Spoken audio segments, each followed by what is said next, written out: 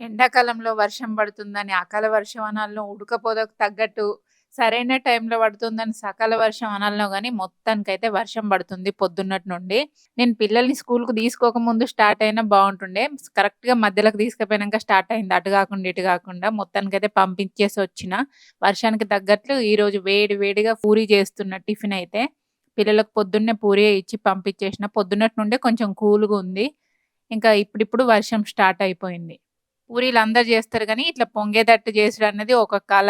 చూడండి మంచిగా పొంగుతున్నాయి పూరీలు. ఈ వర్షానికి వేడి వేడిగా పూరి తింటే అసలు సూపర్‌గుంటది.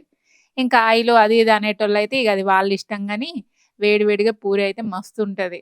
ఇంతకు మీ దగ్గర వర్షం పడుతుందా లేదా కామెంట్ జేయండి. అట్లనే మీరు టిఫిన్ జేసిండ్రా? ఏం టిఫిన్ జేసిండ్రు? మేమైతే పూరీని పప్పుతో తినేస్తాము. పిల్లలకి గూడా పప్పుతో ఇచ్చేసాను. ఇప్పుడు నేను తినడానికి గూడా పప్పునే తీసుకున్నా. మా ఆయనుంటే అస్సలు పప్పుతో పూరి తినడు. అట్లనే మన ఛానెల్‌ని కొంచెం సబ్స్క్రైబ్ జేసుకోండి. Thank you for watching.